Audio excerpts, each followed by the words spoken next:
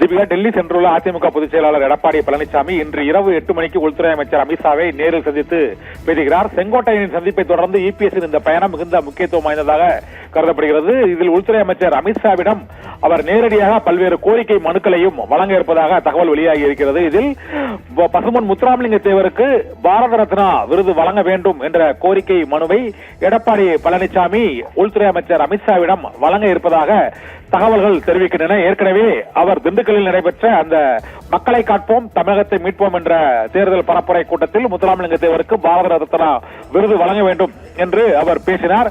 அதைத் தொடர்ந்து அவர் இந்த உள்துறை அமைச்சர் அமித்ஷாவுடனான சந்திப்பிலும் அதே கோரிக்கையை அவர் வலியுறுத்தியிருக்கிறார். இது தமிழக அரசியலிலும் மிகுந்த முக்கியத்துவம் வாய்ந்ததாக கருதப்படுகிறது. ஏனென்றால் டிடிவி தினகரன் மற்றும் ஓபிஎஸ் ஆகியோரை கூட்டணியில் சேர்க்கக்கூடாது என்று நேற்று அவர் வலியுறுத்திய நிலையில் இன்று இந்த கோரிக்கையை வலியுறுத்த இருக்கிறார். மேலும் டிடிவி தினகரன் மற்றும் ஓபிஎஸ் ஆகியோரை மீண்டும் கட்சியில் இணைக்க முடியாது, அவர்கள் அதிமுக அலுவலகத்தை அடித்து நொறுக்கியவர்கள் மற்றும் அதிமுகவின் எம்எல்ஏக்களை கடத்தியவர்கள், அவர்களை சேர்க்க முடியாது என்று நேற்று நடைபெற்ற கூட்டத்தில் இபிஎஸ் திட்டவட்டமாக தெரிவித்து விட்டார். மேலும் செங்கோட்டையனை பற்றி ஒன்றும் நேரடியாக குறிப்பிடப்படாவிட்டாலும் சில கைக்கூலிகளுக்கு விரைவில் முடிவு கட்டுவோம் என்றும் அவர் கூறியிருக்கிறார். இதனால் அமித்ஷாவுடனான சந்திப்புக்கு பிறகு அதிமுக பாஜக கூட்டணி தொடர்பாக மிக முக்கியமான அறிவிப்பும் இபிஎஸ்ஸின் பேட்டியும் வெளிவரக்கூடும் என்று எதிர்பார்க்கப்படுகிறது. தீபிகா.